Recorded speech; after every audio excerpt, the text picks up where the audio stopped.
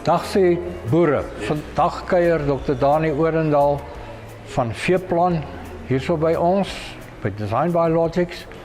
Dani, die siekterapportering, wat nou al, hoeveel jare?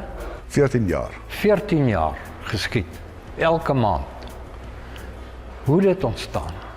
Ons het in 2010 het begin toe ons die uitbreek gehad het in die land met Stendal-koors. Ons het die veeartse gekry met nuwe elektroniese tegnologie om elke maand vir ons die siektes wat hulle dag tot dag sien te rapporteer. Ons sit dit bymekaar, ons kyk na tendense, ons weet presies wat aangaan in watter provinsies, ons gee die inligting terug na die veeartse toe. En die heel belangrikste van alles, ons bepaal prioriteite.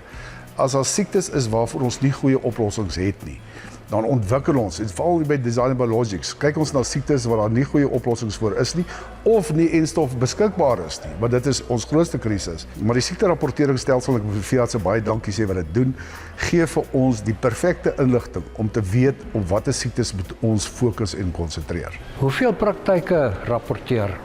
So ons het so 160 praktyke wat rapporteer. Dis amper 80% van die plattelandse veeartse. So dis uniek, dis ongelooflik. Die terugvoer wat hulle gee, hulle uit hulle eie tyd uit, die veeartse doen 'n ongelooflike ding.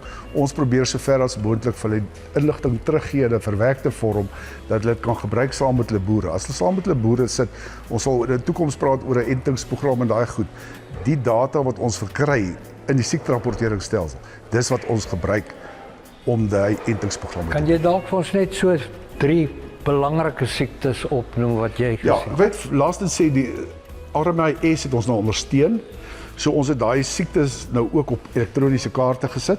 So op die einde van die dag is dit toeganklik vir die boere op die RMIS se webwerf waar daai siektes daar gewys word, die verskillende siektes, die kiesie siekte of jy dit nou wil sien of oor 'n paar jaar.